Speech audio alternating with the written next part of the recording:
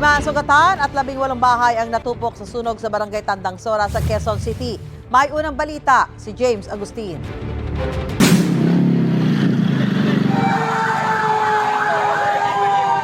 Ginising na nangangalit na apoy ang mga residente ng General Avenue sa barangay Tandang Sora, Quezon City, pasado alas 11 kagabi.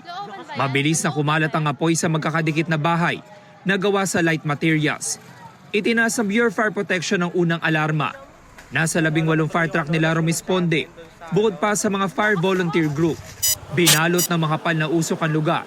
Kinilangan pumeso sa bubong ng ilang bombero para malapit ang makapagbuga ng tubig.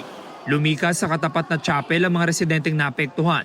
Ang ilan sa kanila walang naisalbang gamit, gaya ng pamilya ni Helen. Nakarinig kami ng sigawan, then binuksan ko yung bintana, malaki na yung apoy. Nasa tapat na po ng bahay namin talaga, kaya bumaba na po talaga ako. Kaming lahat bumaba na. Ganyan din ang sitwasyon ng pamilya ni Michelle.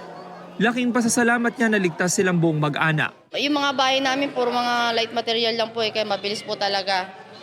Kaya tsaka bungad lang po, kaya halos lahat lang mga kapitbahay, doon na po sa looban nagpasukan.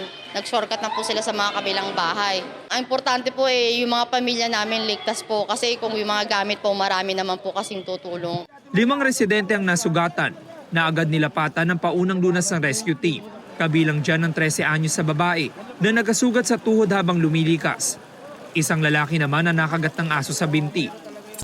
Sa pagtataya ng mga taga-barangay, hindi bababa sa 18 bahay ang nasunog.